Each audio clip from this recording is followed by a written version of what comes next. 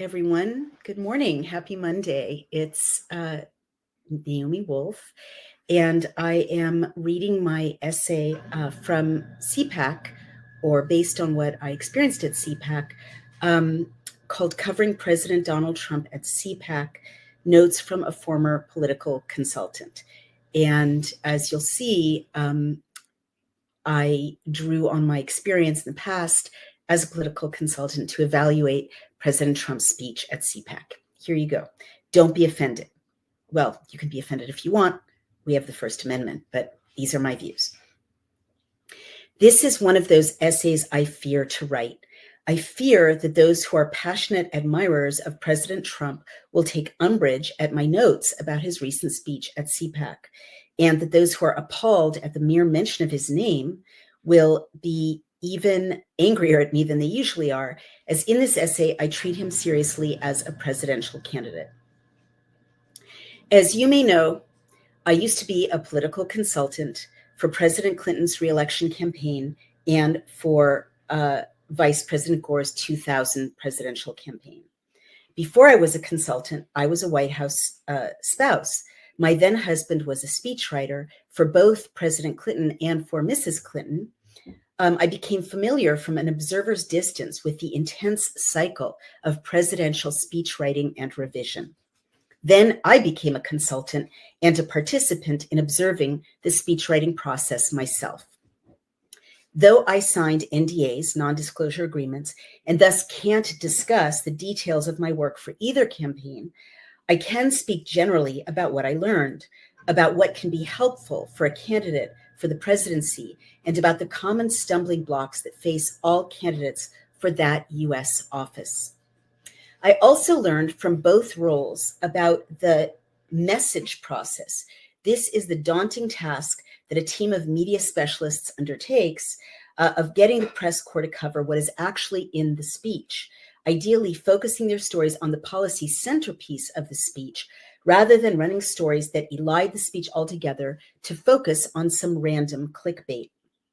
It was extraordinary for me to learn how often the National Press Corps simply does not report on the contents of a president's or a candidate's speeches, no matter how important the content is, or even run a link to the transcript, but will rather run stories about the speech occasion that are really about the audience or a recent scandal or a poll or whatever the First Lady is wearing.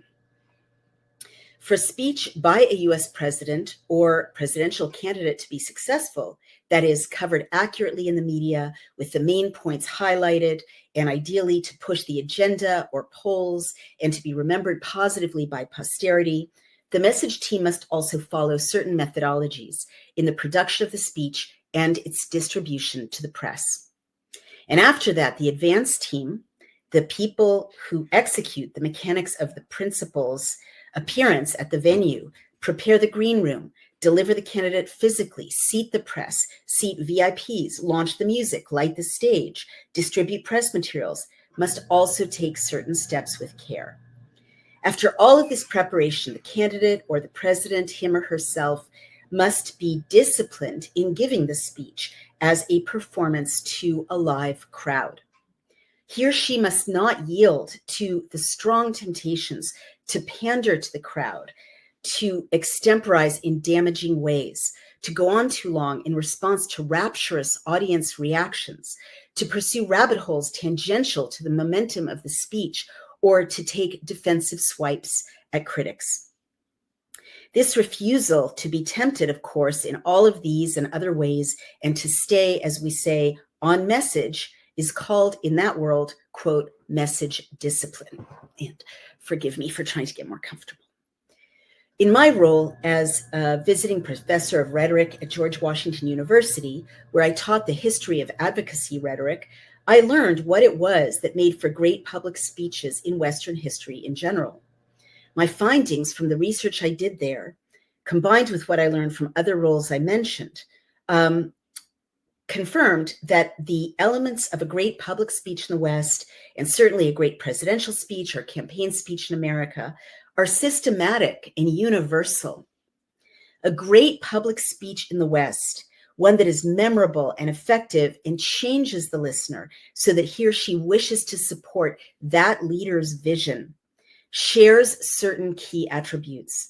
By the same token, presidential or presidential candidate speeches fail no matter what the principal's background or political orientation is for similar reasons. Briefly, 1, great public speeches must have a clear introduction. Within the first few paragraphs, the audience must know, what is this speech about? What is the thesis statement of this speaker? As they ask in Journalism 101, who, what, where, when? Here is 5th century BCE Athenian statesman Pericles' great oration upon the death of Athenian historian and general Thucydides. And now, everyone, bear with me. I've gotten comments about this essay that it's long. It is a bit long, but it's really important. It was really important to me to share with you all some of the actual rhetoric of the great speeches of the past because they inform our tradition. Quote, I will speak first of our ancestors, for it is right and seemly that now when we are lamenting the dead, a tribute should be paid to their memory. And listen if you recognize anything here. There has never been a time when they did not inhabit this land, which by their valor they have handed down from generation to generation, and we have received from them a free state. But if they were worthy of praise, still more were our fathers, who added to their inheritance, and after many a struggle transmitted to us, their sons, this great empire.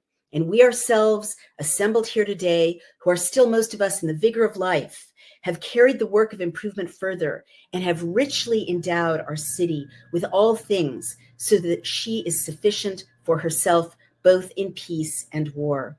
But before I praise the dead, I should like to point out by what principles of action we rose to power and under what institutions and through what manner of life our empire became great.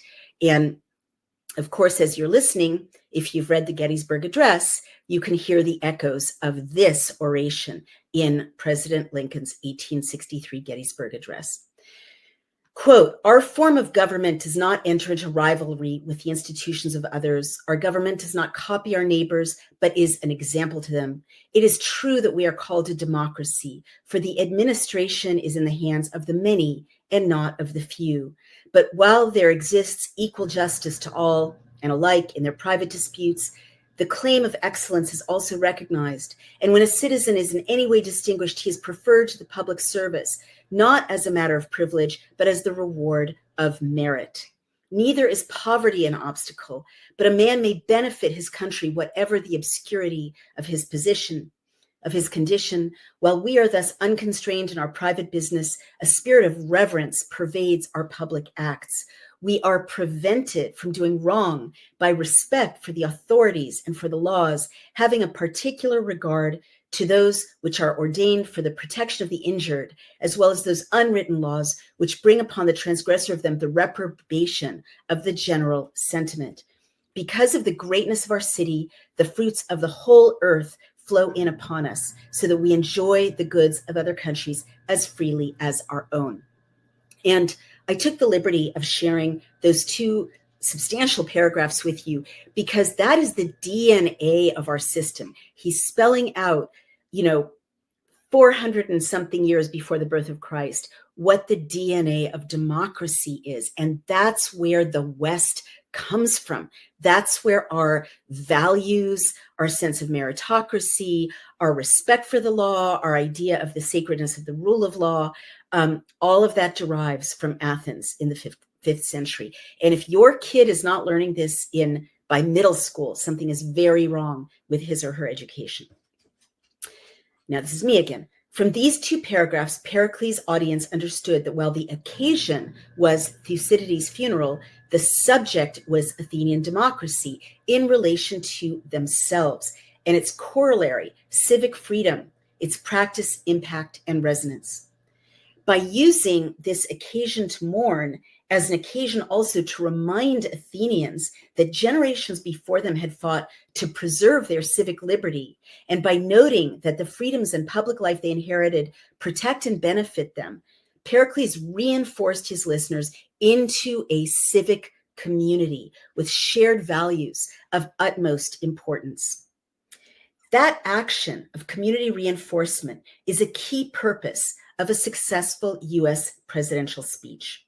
A great American presidential speech should remind Americans of their story, their place in the generations, and the need for them always to recommit as a community to the practice and defense of freedom.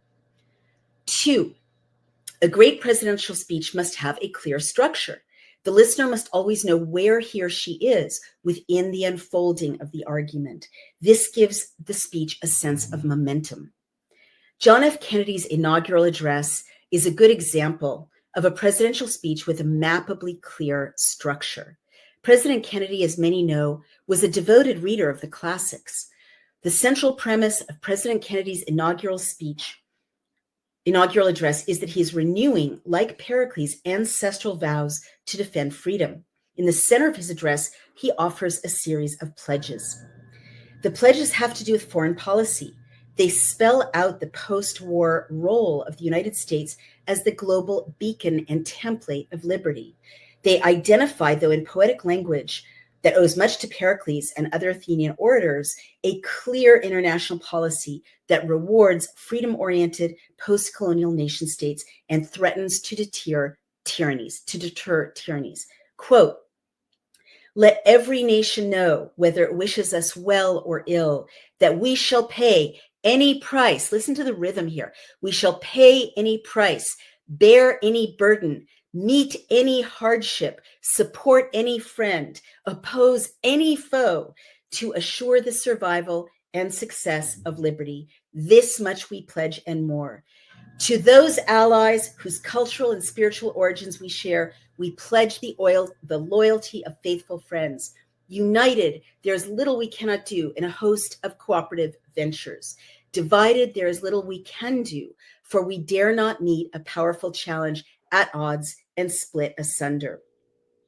To those new states whom we welcome to the ranks of the free, we pledge our word that one form of colonial control shall not have passed away, merely to be replaced by a far more iron tyranny. We shall not always expect to find them supporting our view, but we shall always hope to find them strongly supporting their own freedom, and to remember that in the past, those who foolishly sought power by riding the back of the tiger ended up inside. That is a threat. It's a civilized and delicate threat, but it is a clear threat. That's me talking. Now I'm picking up again. To those people in the huts and villages of half the globe struggling to break the bonds of mass misery, we pledge our best efforts to help them help themselves for whatever period is required, not because the communists may be doing it, not because we seek their votes, but because it is right. If a free society cannot help the many who are poor, it cannot save the few who are rich. To our sister republics south of our border, we offer a special pledge to convert our good words into good deeds in a new alliance for progress, to assist free men and free governments in casting off the chains of poverty. But this peaceful revolution of hope cannot become the prey of hostile powers. Let all our neighbors know that we shall join with them to oppose aggression or subversion anywhere in the Americas. And let every other power know that this hemisphere intends to remain the master of its own house. Again, this is me talking. Powerful geopolitical threat. Don't mess with North or South America. Picking up again. Finally, to those nations who would make themselves our adversary, we offer not a pledge but a request that both sides begin anew the quest for peace before the dark powers of destruction unleashed by science engulf all humanity in planned or accidental self-destruction. End quote. Now, I mean, you can hear that he is itemizing a policy agenda for global policy for his administration. But it is phrased very clearly and yet poetically with item after item after item. We're not going to do it for newly free countries. We're not going to, look after them. We're not a global police force. We're not going to keep feeding them forever. They have to help themselves. However, North and South America is not going to be the puppet or toy of communists. Don't mess with us. And the last sentence is a very elegantly veiled threat, reminding the Soviet Union at that time and China, but certainly primarily the Soviet Union, that everyone was a nuclear power at that point. And that if you threaten aggression to the United States too can threaten aggression right back at you. However, that is not how he ended it. From Kennedy's inaugural address, usually the only remembered phrase is near the conclusion, quote, and listen to the music here, listen to the rhythm of the words. In the long history of the world, only a few generations have been granted the role of defending freedom in its hour of maximum danger. I do not shrink from this responsibility. I welcome it. I do not believe that any of us would exchange places with any other people or any other generation. The energy, the faith, the devotion which we bring to this endeavor will light our country and all who serve it, and the glow from that fire can truly light the world. And so, our fellow Americans, ask not what your country can do for you, ask what you can do for your country, period, end quote. Right? Have you gotten chills yet? It's so beautiful. And listen, those of you who learned about scansion, I hope by middle school, meaning how poetry works, that's iambic pentameter in there. It's da dun da dun da dun da dun da dun. And the great like Shakespeare's sonnets are written in iambic pentameter. You can literally scan the melody of some of these sentences as if it's poetry. All right. And there's been very interesting analyses of iambic pentameter. Why is it so beautiful and memorable? Because it corresponds to the human breath. Isn't that gorgeous? However, this extraordinarily memorable phrase that 4 subsequent generations have used to summarize the hopeful idealism and spirit of national unity of Camelot would not have been so easy to lift out if the inaugural speech itself, which is only 1,366 words long, were not so crisply structured. 3, the successful presidential or candidate speech must clearly spell out the policies proposed. President Clinton was elected in 1992, and his early speeches were a nightmare.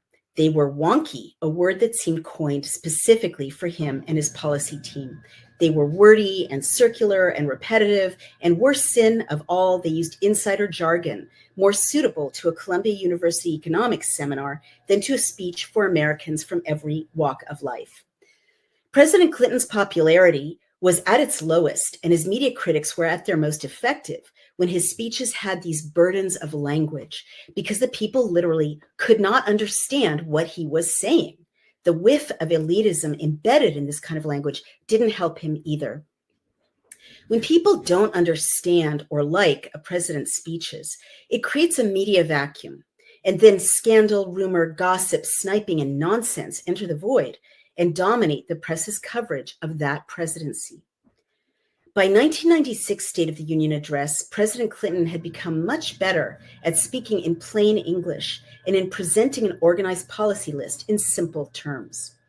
President Clinton used the opening paragraphs of his State of the Union, the top real estate rhetorically, to showcase indisputable statistics and concrete benchmarks. Quote, "The State of the Union is strong. Our economy is the healthiest it has been in 3 decades. We have the lowest combined rates of unemployment and inflation in 27 years. We've created nearly 8 million new jobs, over 1 million of them in basic industries like construction and automobiles. America is selling more cars than Japan for the first time since the 1970s. And for 3 years in a row, we have had a record number of new businesses started in our country. Our leadership in the world is also strong, bringing hope for new peace. And perhaps most important, we are gaining ground in restoring our fundamental values. The crime rate, the welfare and food stamp rolls, the poverty rate, and the teen pregnancy rate are all down, period, end quote. Now, I don't love that language. It's pretty boring. It's hard to get excited about, but it does put some facts on the record. He then parsed the speech cleanly into 7, quote, challenges to, quote, strengthen America's families, end quote, to provide Americans with, quote, educational opportunities, quote, to help every American who's willing to work for it achieve economic security, quote, to take our streets back from crime and gangs and drugs, quote, to leave our environment safe and clean for the next generation, quote, to maintain America's leadership in the fight for freedom and peace throughout the world. And lastly, quote, to reinvent our government and make our democracy work for citizens. Each challenge subhead in the lingo, was buttressed by his itemization of specific accomplishments of his administration, ranging from a voucher system for retraining for new jobs to Congress banning gifts and meals from lobbyists, to the shrinking of the federal budget under his watch, to his signing an executive order to deny federal contracts to businesses that hired illegal immigrants. By the way, that's an interesting approach to recapture in our current crisis. Most remembered from this speech, what most remembered from this speech was his third way approach to welfare reform. Quote, I say to those who are on welfare, and especially to those who've been trapped on welfare for a long time, for too long our welfare system has undermined the values of family and work instead of supporting them. The Congress and I are near agreement on sweeping welfare reform. I challenge this Congress to send me a bipartisan welfare reform bill that will really move people from welfare to work and do the right thing by our children. I will sign it immediately, period, end quote. Some reporters made fun of his granular approach, this itemization of his achievements and goals down to the level of the details around banning meals for lobbyists. Others criticized him for being policy-oriented at the expense of soaring rhetoric. But I would say that these down-to-earth, well-structured lists of easy-to-understand mainstream policy goals and results saved his presidency. Because the man or woman in the street could understand President Clinton's speeches and could thus credit his administration for working hard to get deliverables to them and their families, the precious swing voters that any candidate needs in order to win, that's a very important sentence, voted him in twice, the second time with an even greater margin. As importantly, the coverage of his speeches actually often included these easy to lift out, bullet-pointed lists of real outcomes. These Clintonian speeches coincided, I would say not randomly, with the high points of his popularity. They gave him, in my view, some of the political capital in the bank that allowed him to survive the sexual scandal and impeachment that broke the following years. Finally, number 4, the greatest presidential speeches, and I'm getting to President Trump, so don't go away. The greatest presidential speeches must have clear and poetic imagery and tell stories. President Reagan was called the great communicator. Credit for this should really go to his gifted speechwriter, Peggy Noonan. It was she who brought the uplifting, poetic language into Reagan's most remembered speeches.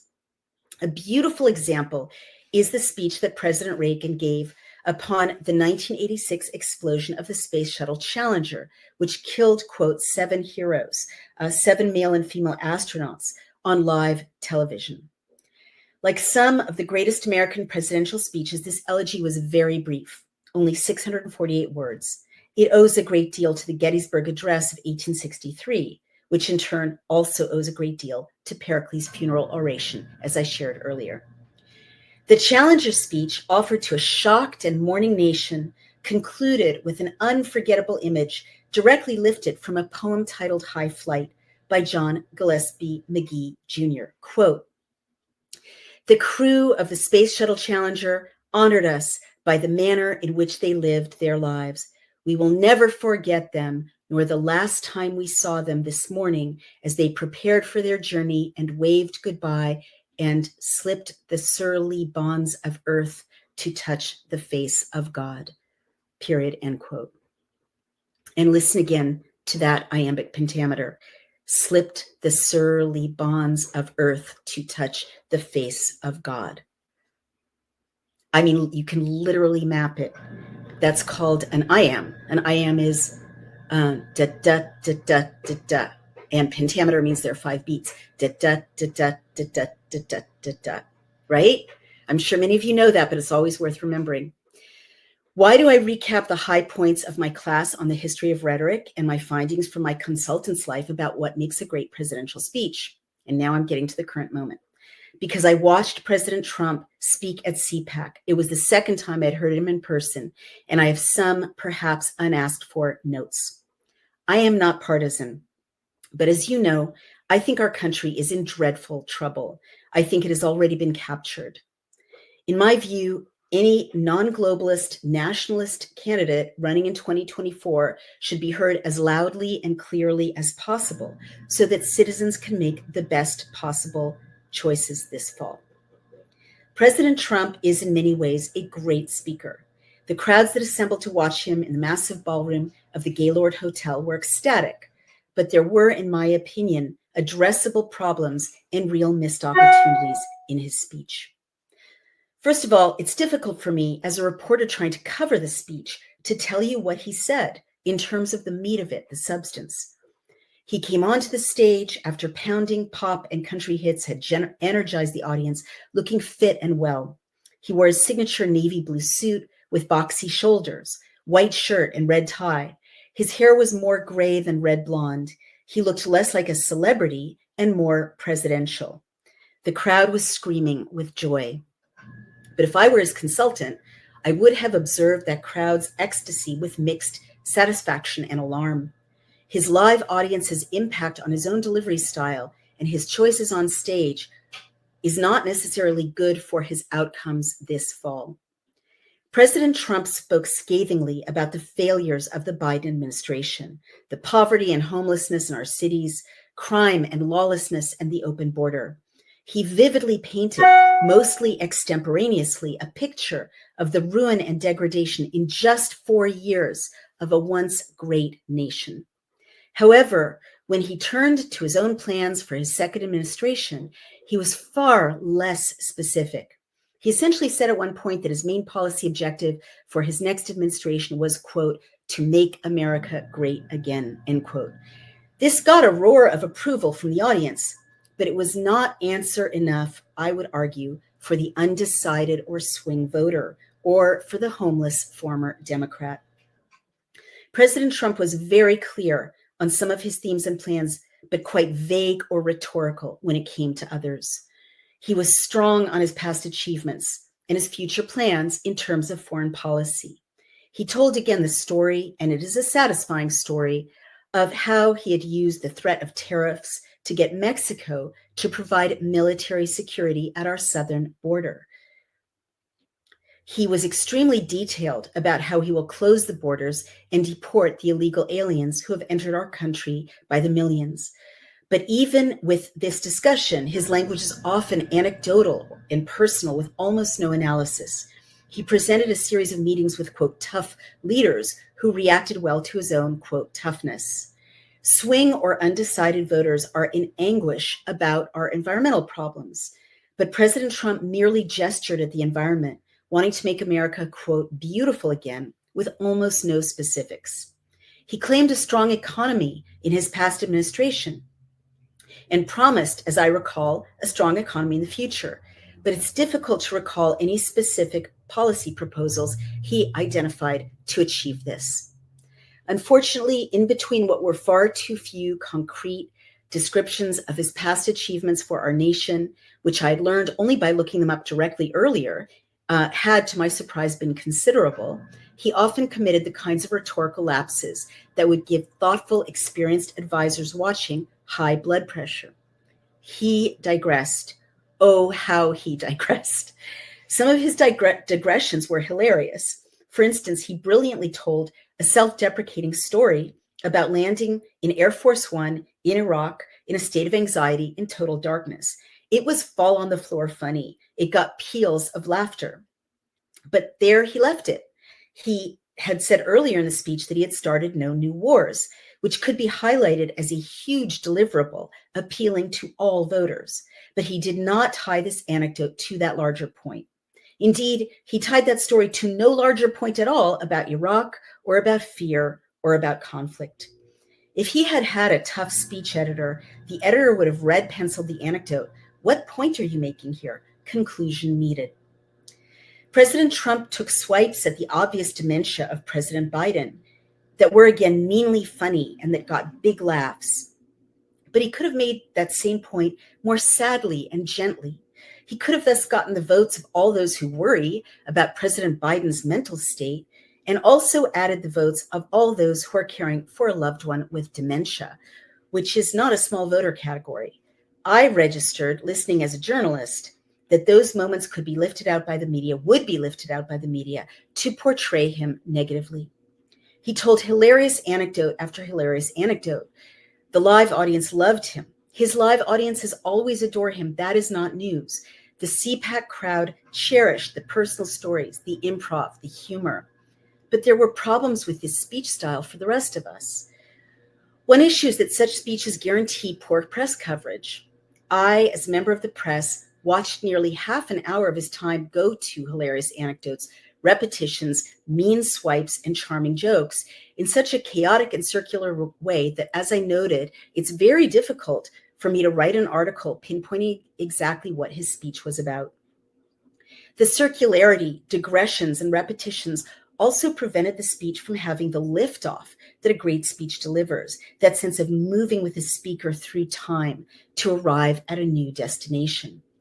If I were an advisor of his, and I am not angling for a job, just imagining his staff's tasks in handling him, I would be gritting my teeth at the half hour of digressions because they took up so much room that there was no systematic summary by the end of his time of what he had achieved for the country during his first 4 years, nor any clear projection of what he would do for us in the next 4 years. As noted, when the press can't lift out the bullet points of a speech, they fill the space under deadline with mean quotes, gossip, scandal, invective, and what President Trump calls fake news. But why needlessly give them the opportunity to do this? President Trump is not the only candidate whose best talents can be killed or diverted or suffocated with undue responsiveness to live audience love. President Clinton had similar faults. Both were or are so good with live audiences that they seduce and are seduced by the live audience, leaving the press and the viewers at home, who may not be so in love with the candidate, often bored or restless or unmoved. I watched the reaction of the press corps around me and observed my own internal responses. A meme, that circulated later on social media, a snapshot of a reporter playing a digital card game while covering President Trump's speech at CPAC, seemed to those who are sharing it like a criticism of the reporter in question. But speaking as a neutral observer and as a reporter, it's actually a criticism of the candidate. A great speech, or even just a substantive speech, will rivet any audience member, or even if he or she is politically opposed or neutral. During various flights of Trumpness that led the live audience into paroxysms of adoration, I felt the same sense of detachment as did the reporter who was playing digital hearts. Why? Because President Trump seemed to be speaking only to those who are already besotted and not making his case to the rest of America. The live audience at CPAC is not everyone.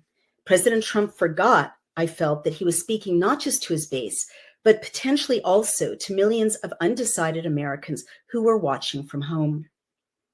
All candidates can fall into the trap of mirroring only the concerns and language of their bases and forget that most of the country has to vote for you if you are to win. And by the way, this is especially true for Donald Trump this fall because of the planned cheating that the Democrats have essentially confessed to by trying to block efforts to restrict voting to paper ballots and voter ID, and limited absentee ballots, limited people proactively asking for them.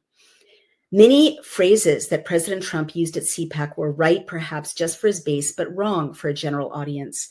For instance, he did little to distinguish legal from illegal immigrants, which vagueness allowed the press inaccurately to call him, quote, anti-immigrant. Candidates for president in the past only became president when they solved this problem of moving from their appeal to the base, which population alone can never get you elected or even outdo the cheating margins, as I just mentioned, to an appeal to the moderate middle. An example of this evolution was when President Clinton moved from the language of welfare to welfare reform, or when candidate Bush II said about abortion, good people can disagree. The best and most influential speeches of Presidents Lincoln, Kennedy, Reagan, Clinton, and Bush II appealed to the us in Americans and were inclusive, not narrowly partisan.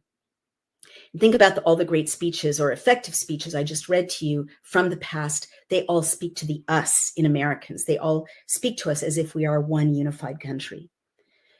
There was another moment in which I thought President Trump burned political capital needlessly. He pointed directly at the media seated. He literally pointed his index finger at us far in the back of the ballroom and at the video and TV cameras too, and said that the fake media were corrupt. Not some in the media, not many in the media, but the fake media. Why do this? Certainly the legacy media have been and are usually corrupt in covering President Trump. I acknowledge this in my essay, Dear Conservatives, I Apologize. That moment of attacking the press, which I believe is repeated in other speeches of President Trump's, was pure red meat for the crowd. They howled with joy. But if I were advising President Trump, I would warn him against the temptation of catering to this live reaction.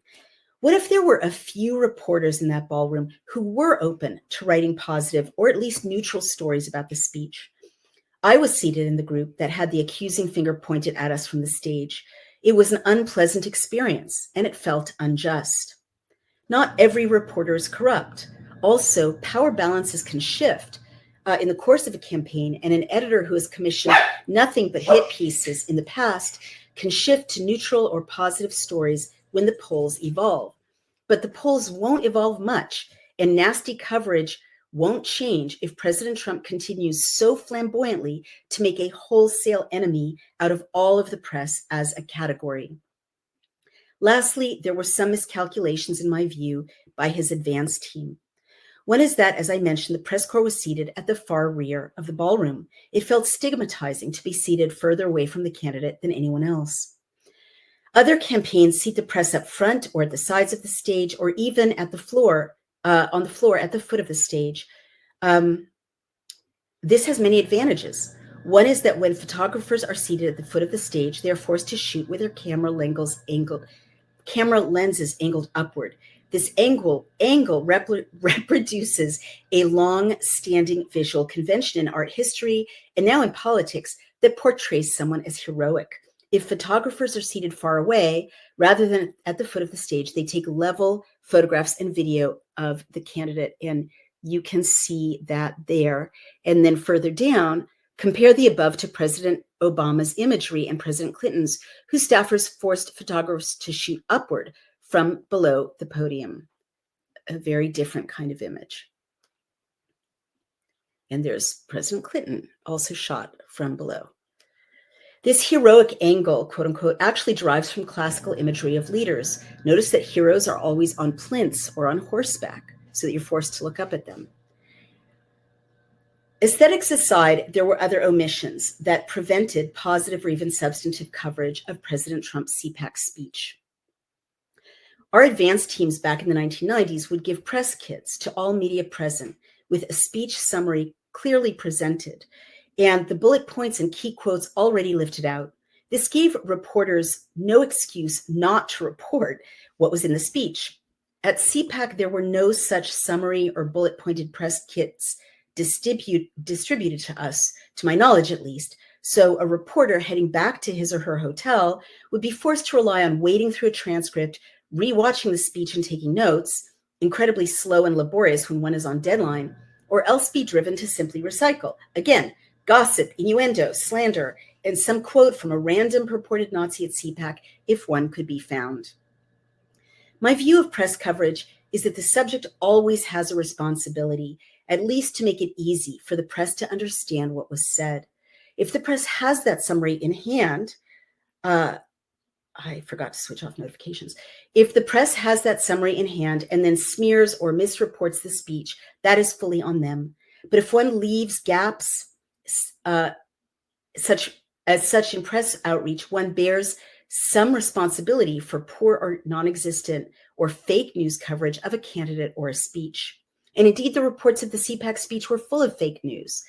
Rolling Stone's headline was, quote, self-proclaimed dissident Trump rails on Newsom, calls migrants' language a, quote, horrible thing.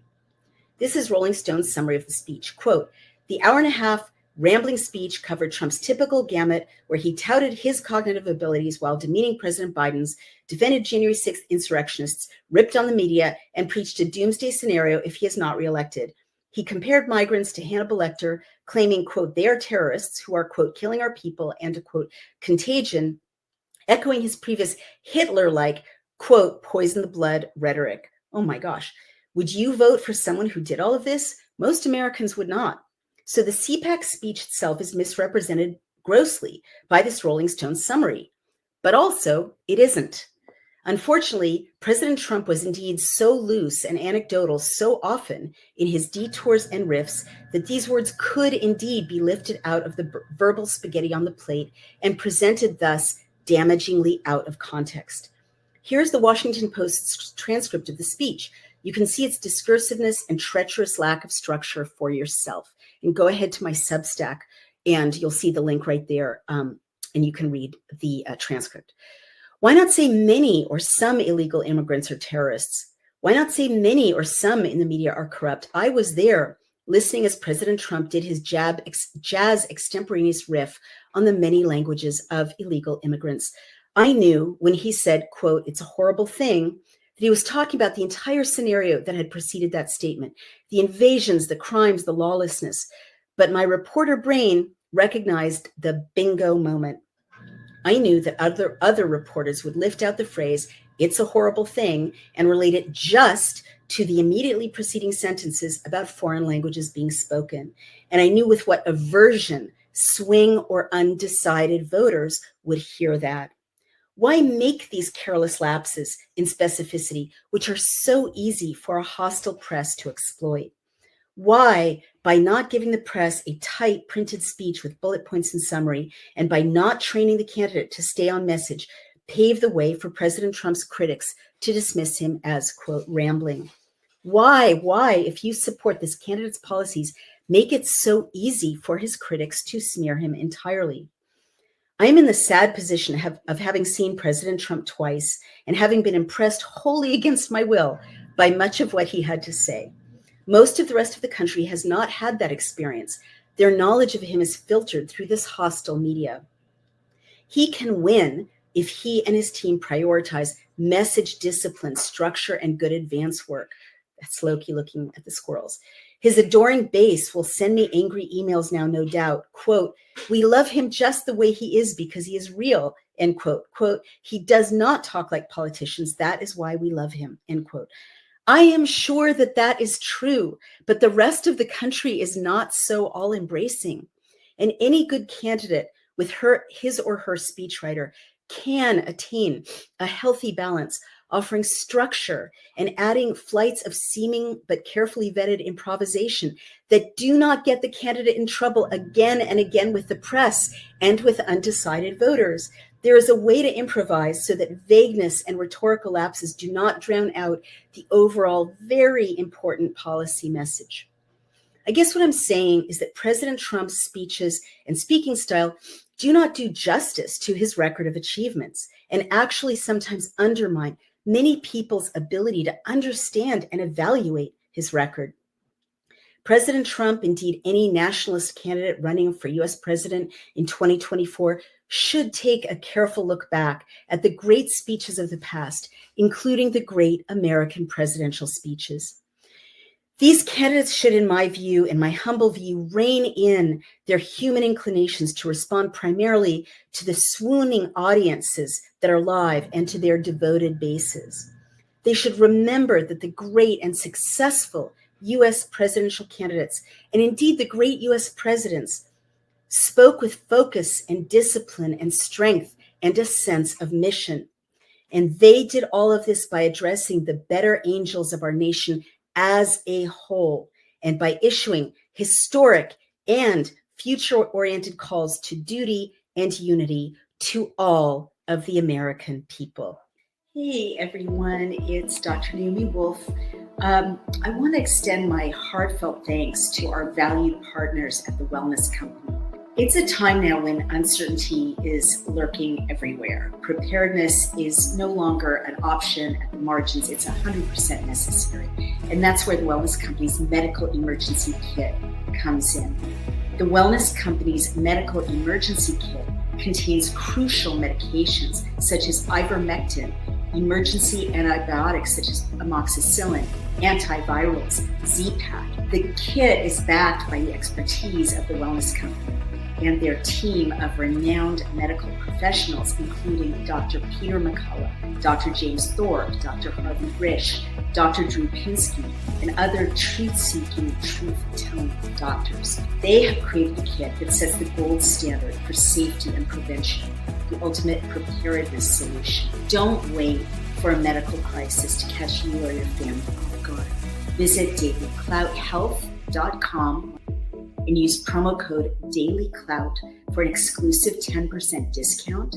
Take charge of your preparedness and enjoy peace of mind. And please do support our wonderful sponsors, the Wellness Company.